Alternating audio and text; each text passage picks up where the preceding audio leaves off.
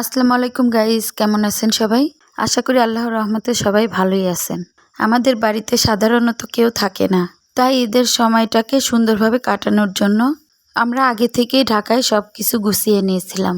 ঈদ মানেই আনন্দ, আর সেই আনন্দ যেন কোনো কিছুতেই কম না হয়, তাই দরকারি সব বাজার আমরা আগে থেকেই করে নিয়েছিলাম। আর হ্যাঁ, এই ভিডিওটা কিন্তু ঈদের আগের দিনের। সময়ের অভাব আর ঠিকমতো এডিট করার সুযোগ না থাকায় ঈদের আগের দিনের কিছু অংশ আর ঈদের পরের দিনের কিছু অংশ মিলিয়ে এই ভিডিওটা তৈরি করা হয়েছে। ঈদের আগের দিন আমরা ব্যস্ত ছিলাম এই বাজার গুছানো, ঘর গুছানো সব কিছু নিয়ে। ঘর গুছানোর ভিডিওটা আপনাদের সাথে শেয়ার করিনি, কারণ লোকজন ঘরে না থাকলে তো ঘরের অবস্থা একদম কাহিল থাকে।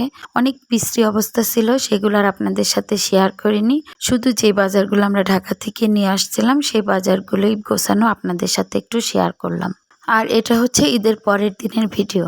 ঈদের দিনের ভিডিও তো আপনাদের সাথে শেয়ারই করেছি, যারা যারা দেখেননি দেখে নিতে পারেন। ঈদের পরের দিন এই তো আমার দুই ভাইয়ের বউ মিলে আর সাথে আমি, আমার ভাইও ছিল, সবাই মিলে এখানে আমরা রুটি বানাচ্ছি। কেউ রুটি বেলছে, কেউ ভাজছে, কেউ চুলার মধ্যে খড়ি দিয়ে আগুন ধরিয়ে দিচ্ছে। তো সব কিছু নিয়ে কিন্তু আমরা অনেক আনন্দের মধ্যে ঈদের পরের দিনটাও কাটিয়েছি। সবার ঈদ কেমন কাটলো জানাবেন। এখানে দেখেন কতগুলা রুটি বানানো হয়েছে, বাড়ির সবাই মিলে খাবো তাই। আর এখানে আছে বাসি মাংস।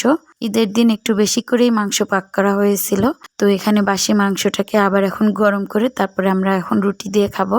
আর বেশি করে মাংস এই জন্যই পাক করা হয়েছে যে বারবার একটু করে গরম করব আর বারবার খাবো, এতে মজাটা আরো দ্বিগুণ বেড়ে যায়। তো যাই হোক, এখানে দেখেন আমি ব্রেকফাস্টে রুটি আর মাংস নিয়ে নিয়েছি।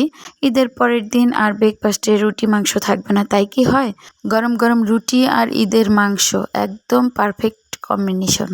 এভাবে রুটি মাংস খেতে কার কার পছন্দ কমেন্টে জানাবেন। আজকে আমাদের এলাকায় প্রচুর ঝড় বৃষ্টি হয়েছে। বাতাস আর বৃষ্টির দাপটে গাছ থেকে কিছু পাকা আম আর কাঁচা আমও পড়েছে। আমার ভাইয়ের বউ সেই আমগুলো কুড়িয়ে নিয়ে এসেছে। তারপর সেই আমগুলো দুইজন মিলে কেটে তো খাওয়ার জন্য প্রস্তুত করছে। গ্রামের ফরমালিন মুক্ত আম, একদম পাকা টসটসে, সেই স্বাদ। ঝড় বৃষ্টির পর এই ছোট ছোট মুহূর্তগুলো আসলেই আলাদা আনন্দ দেয়। প্রকৃতির দেয়া আম আর পরিবারের সাথে ভাগ করে খাওয়ার মজাটাই অন্যরকম হয়ে ওঠে।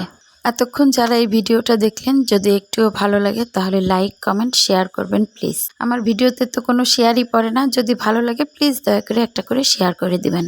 ভিডিওটা এখানেই শেষ করে দিলাম। ভালো থাকবেন সবাই, আল্লাহ হাফেজ।